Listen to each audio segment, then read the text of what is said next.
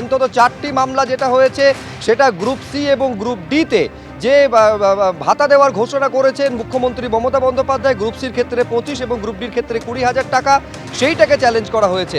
আমি প্রথমে আইনজীবীদের বক্তব্য আপনাদের সামনে রাখবো, যেখানে নিয়োগের যে বিজ্ঞপ্তি, যে বিধি, যে গ্যাজেট নোটিফিকেশন জারি করা হয়েছিল তাকে চ্যালেঞ্জ করা হয়েছে এই বলে সুপ্রিম কোর্টের যে নির্দেশ তার পরিপন্থী এই যে বিজ্ঞপ্তি নোটিফিকেশন জারি করা হয়েছে, গ্যাজেট নোটিফিকেশন, যেখানে নম্বর বিভাজনের ক্ষেত্রে একাধিক বদল আনা হয়েছে।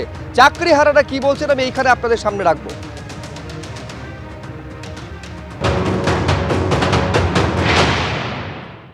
দেখুন, যেরকম নোটিফিকেশন বেরিয়েছে সেই অনুযায়ী এটা চ্যালেঞ্জ হওয়ার কথাই ছিল। প্রথম কথা হচ্ছে যে পরীক্ষা সংক্রান্ত যেটা বিষয় ছিল সুপ্রিম কোর্টের রায় 2016-এর অ্যাফোরসাইড যে ভ্যাকেন্সি সেটার কথা বলা হয়েছে, তো সেখানে চ্যালেঞ্জ হওয়াটা খুব স্বাভাবিক, কারণ সেখানে নতুনরা বসার সুযোগ পাবে এরকম কিছু বলা হয়েছিল গেজেটে। তো সেটার জন্য চ্যালেঞ্জ হওয়াটা খুব স্বাভাবিকই ছিল রাজ্য সরকারের নোটিফিকেশন। দেখুন, এই বিষয়ে মামলাকারীরা গিয়েছে তার একটা বড় কারণ হচ্ছে, কারণ যেখানে গ্রুপ সিডিদের ভাতা দেওয়ার কথা বলা হয়েছে সেখানে কিন্তু আলাদা করে বলা হয়নি যারা টেন্টেড তারা ভাতা পাবে না, যারা আনটেন্টেড তারাই শুধুমাত্র ভাতা পাবে। যেখানে টেন্টেডরা প্রমাণিত এবং তাদেরকে চাকরি থেকে একেবারে বাতিল করে দেওয়া হয়েছে, তাহলে সেখানে কিভাবে তারা ভাতার যোগ্য হয়? এখানে আমাদের সরকার কি করছে? টেন্টেড আনটেন্টেড সবাইকে গুলিয়ে দিচ্ছে এবং সবার জন্য ভাতার ব্যবস্থা করছে। তো সেখানে কেস হওয়াটা খুব স্বাভাবিক। এটা সরকার জানতো, এটা মমতা ব্যানার্জি জানতো যে এটার উপর কেস হবে এবং উনি জেনে শুনেই এই কাজটা করেছেন।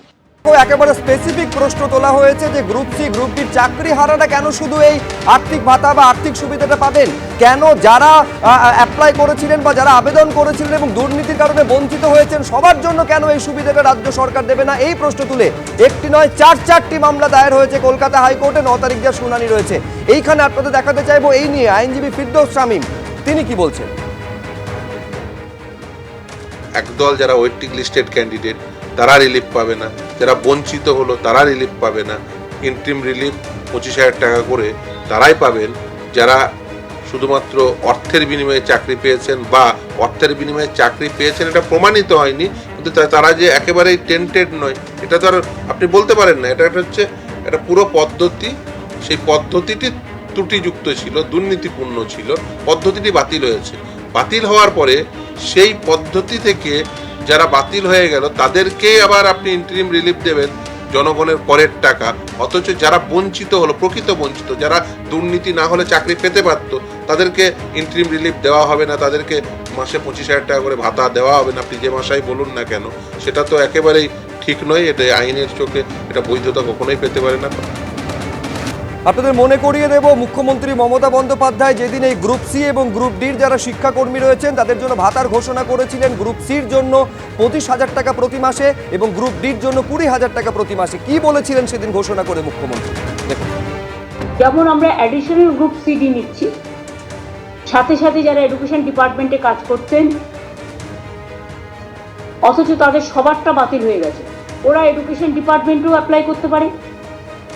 ওরা তাছাড়াও আমরা আরো 3-4টে ডিপার্টমেন্ট অপশন দেবো, কিন্তু সেটা আমরা আলাদা করে নোটিফাই করব। আগে টিচারদের নোটিফিকেশনটা হবে 30শে মে, যেহেতু 31শে মে লাস্ট ডেট।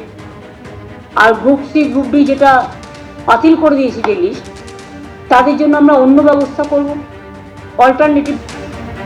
আপনাদের মনে করিয়ে দেব যে যখন সুপ্রিম কোর্ট নির্দেশ দিয়েছিল গ্রুপ সি এবং গ্রুপ ডি নিয়ে, কি বলা হয়েছিল সেই নির্দেশিকায়? বলা হয়েছিল দাগি বা অযোগ্য চিহ্নিত নন 31শে ডিসেম্বর পর্যন্ত চাকরি বহাল থাকবে। এটা হচ্ছে শিক্ষকদের ক্ষেত্রে।